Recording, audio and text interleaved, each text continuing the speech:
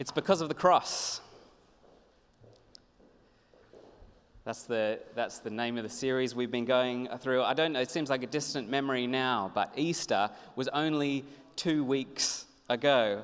Has everyone filled in now? Can we get close up on that? No, camera people have sat down. But because of the cross, photographer, because of the cross, I really hope that you filled in those. And in fact, we had a website. We still have a website, because of the cross, iam.com, where we compiled all of the different answers. I'm not sure what your answer was, but mine was, I am convinced. Because of the cross, I am convinced. I'm convinced that Christ, that Jesus, the man who walked this earth, is God. He was not just a man. He was not just a man with some good ideas. He was not just a wise person who had some clever sayings that we repeat, but he was fully God. I'm convinced of that. So this morning, I wanted to share a message with you with the title, Did Jesus Really Rise from the Dead? Intentionally provocative. Did Jesus really rise from the dead? And Phil and Lucy, still watching in Sydney, I'll reassure you the answer will be yes. Did Jesus really rise from the dead? Because if he did, this is huge. This is massive news. As far as I'm aware, no one else has ever done this. You've heard the stories of people who've perhaps been on the brink of death, have been in the ICU, have seen the light, have arrived at the pearly gates. I'm not sure if I believe those stories, but they were then drawn back. That's not the same as what we say that Jesus did. No one has ever done this. No one has ever been crucified and was dead for 2 days in a tomb and then rise again. And if he did do this, which I'm going to say that he did, it vindicates everything else that he said. And so I'm convinced if there was a man who said he was going to die and rise again and then did, then everything else that he said is probably worth listening to as well. But of course, if he didn't, we've got a bit of a problem, don't we? If you're going to go around telling the world that you're the way, the truth, and the life, but then you die, then that kind of takes away from that message, doesn't it? And in fact, Paul, in his letter to the Corinthians, says this as well. 1 Corinthians 15 says, if Christ has not been raised, our preaching is useless, and so is your faith. Our preaching is useless. This is all useless. And so is your faith if Christ has not been raised. It's a pretty wild claim, though, isn't it? So, take a moment and think about what it is that we're saying that we believe here. The resurrection is the most important part of our belief. I kind of feel like some of the other parts are almost optional. Of course, I'm not going to suggest that they're optional, but the resurrection is at the center of everything that we say. It's the center of our faith. It's the center of our Christianity. So, this morning, I'm going to spend a little bit of time and asking that question, did Christ really rise from the dead?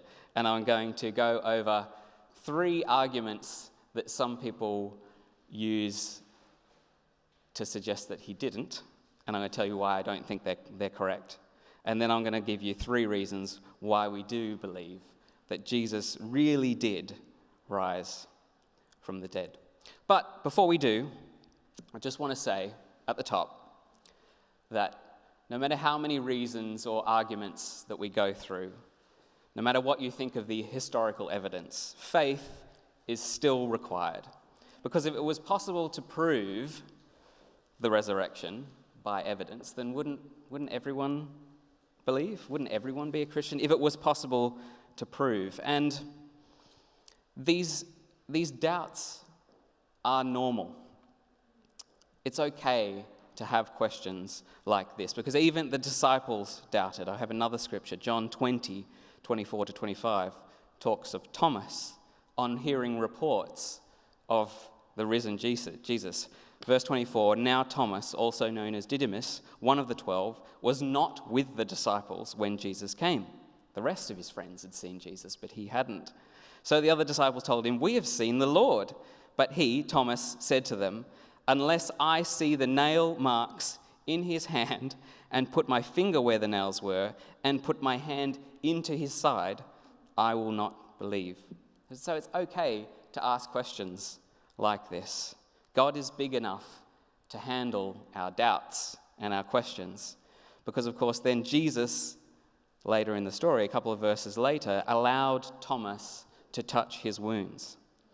But he said that blessed are those who believe and have not seen. So faith, Jesus commends us for our faith.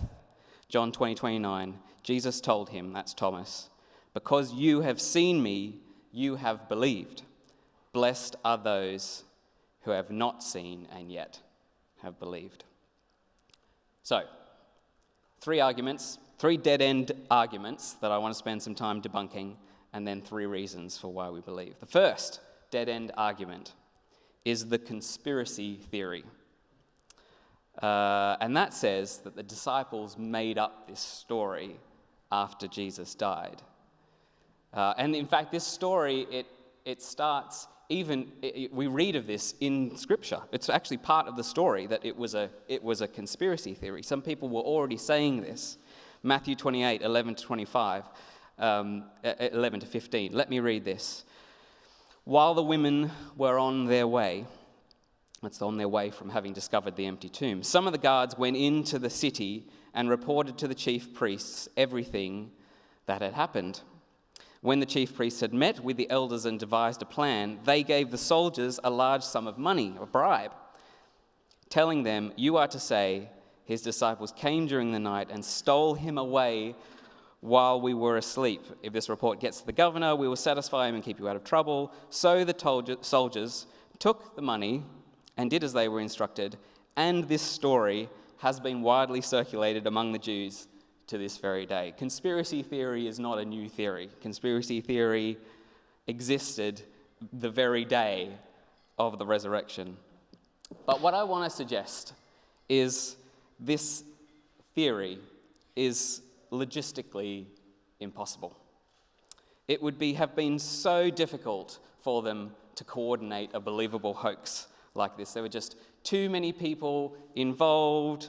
The disciples also would have been massively gripped by grief and disappointment, and to imagine that in all of that, they could have come up with a hoax and convinced everyone that that's what's really happened. That just seems unlikely to me. And also the disciples, with no disrespect for them, they were not all as intelligent as sometimes we think they were. They were not influential either, but some of them were fishermen. So the conspiracy theory just doesn't stack up for me. The second dead-end argument that I'd like to debunk is the apparent death theory. The apparent death theory. And this suggests that Jesus didn't fully die on the cross, but he instead fell unconscious and he was placed within the tomb, but then he revived and came back to life and escaped. And as much as that sounds like a tantalizing theory, I think it doesn't really consider the brutality of what Jesus experienced. The beating and the whipping the night before, he was kept up all night, tortured. The nails through his hands and his feet. He hung there for 6 hours on the cross. The spear through his side. It's not really nice to think about, but Jesus was messed up. Like, this was not kind treatment. And so the apparent death theory must assume that Jesus endured all of this, but was then able to get up, recover sufficiently such that he was able to travel around visiting people and convincing people that he'd risen from the death. There was no record of him receiving any medical attention, despite these severe bodily traumas. Of course, he did have wounds. He had wounds that he showed to the disciples, but he was not a recovering corpse. He didn't drag himself into the room where the disciples were gasping for air and, crying out for medical attention. That is not the picture that we read of. And it would also make Jesus out to be a lying fraud. If that's what really happened, if he really was only apparently dead, it would make him out to be a lying fraud, which is, of course, completely inconsistent with his character and with his teaching. So, the apparent death theory. The third theory is the wrong tomb theory. And this theory goes that the women on Sunday morning simply went to the wrong tomb. And they thought that he was gone. They thought that he'd been taken from the tomb, but he was actually still in another tomb. But, of course, we read in the story that the women knew exactly where the tomb was. Luke 23:55 says, "The women who had come with Jesus from Galilee followed Joseph," that's the guy who had taken the body to bury it, "and saw the tomb and how the body was laid in it." So they knew where the tomb was. And if this theory was true, then the Jewish leaders and the people who opposed Jesus would simply point to the tomb with Jesus' body still in it. If there was rumor spreading that Jesus was risen, but he was still in another tomb, then the Jewish leaders would just use that as undeniable evidence that he was still dead. But of course he wasn't. He was risen. So these are the three common arguments against the resurrection: the conspiracy theory, the apparent death theory, and the wrong tomb theory. But now I'd like to give you the three main reasons why we do believe, why I believe, why we believe. And the first one is the empty tomb itself. Jesus was buried in a tomb. And this is important to establish first, because if he wasn't buried in a tomb, then an empty tomb is evidence for nothing. So we read of this in Matthew 27. It says, verse 57, "As evening approached, there came a rich man from Arimathea named Joseph, who had himself become a disciple of Jesus. Going to Pilate, he asked for Jesus' body, and Pilate ordered that it be given to him.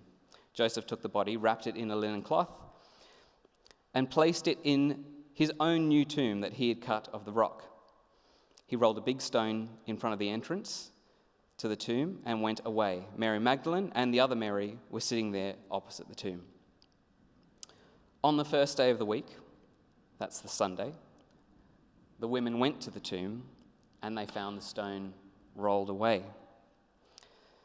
And the story in Luke and John's Gospel say that Peter and John then also went to check it out. The women had discovered the stone rolled away, and then Peter and John went to check it out for themselves. And John's account, what we read in John's Gospel, is especially significant because it's an eyewitness account, which from a historical evidence perspective is huge. The fact that the guy who went and found the empty tomb, having had it reported to him by the women, he's the guy who went and checked it out, and then later he's writing it down in his gospel account. The fact that it's an eyewitness account that it happened is huge. And the fact that it was discovered by women as well is significant culturally, because women were treated a bit differently in those days, as you might know. A part of that was that women were not considered to be reliable witnesses. In fact, their testimony was banned from the courts. It was not a testimony of a woman was not admissible as evidence in a court. So if you were going to make up this story, if the story was fabricated, then you wouldn't have women playing this part. I believe this is what actually happened. The women found the tomb. They were first to the scene.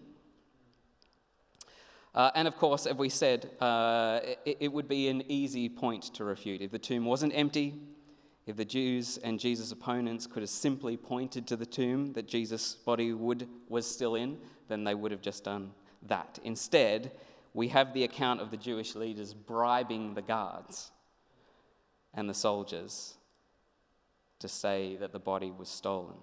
So the tomb was definitely empty, point number one. Jesus was crucified and he died. He was buried in the tomb.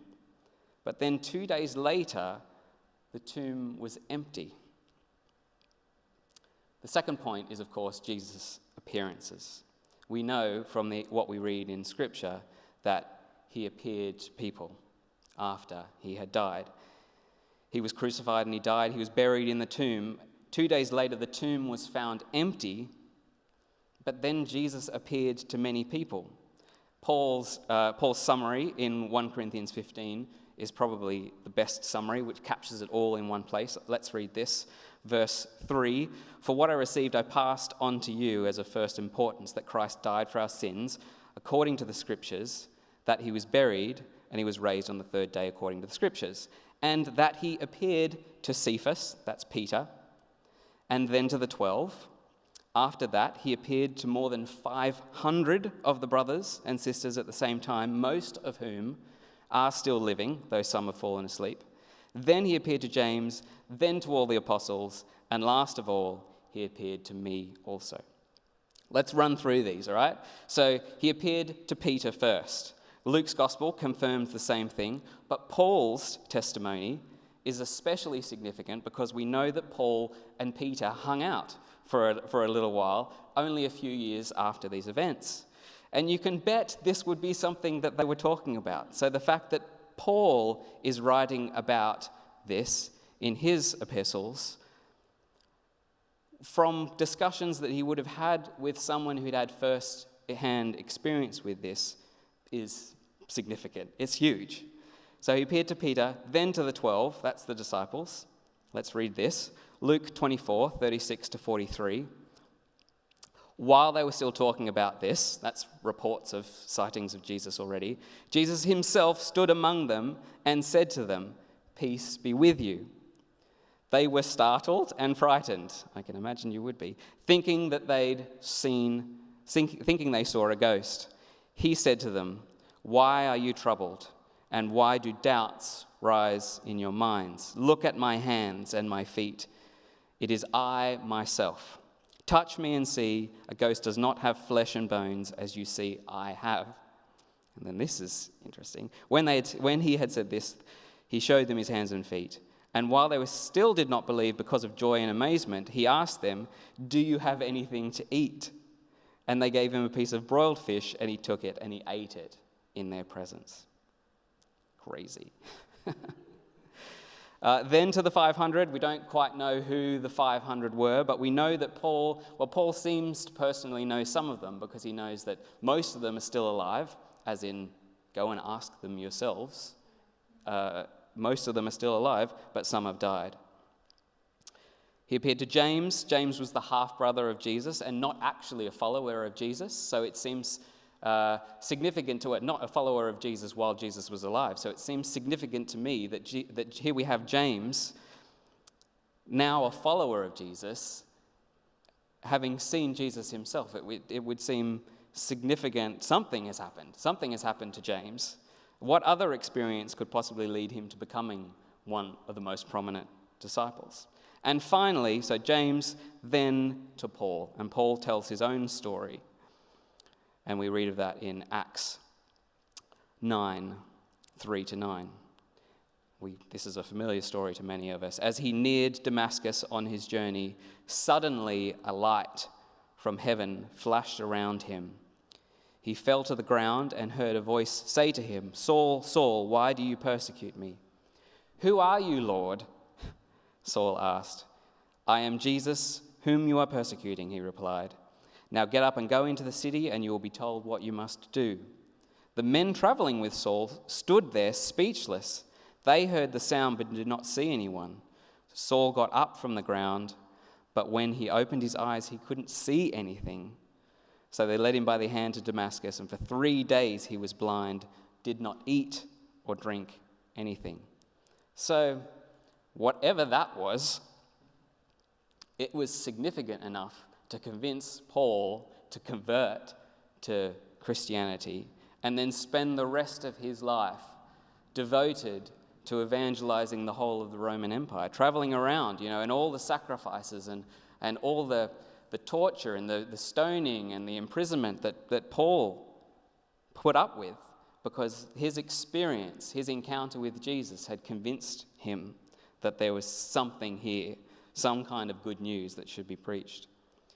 And this leads to the third reason, and that is the rise of early Christianity. Even if you took the most critical position on the resurrection, there's no doubt that the disciples themselves believed that Jesus was risen.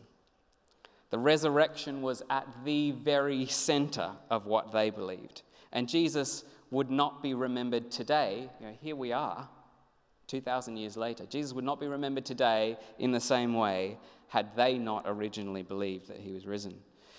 And again, they would have been massively disappointed, absolutely torn apart to see their beloved Messiah crucified. They left their lives behind to follow this man, and yet here he was hung on a cross and then buried.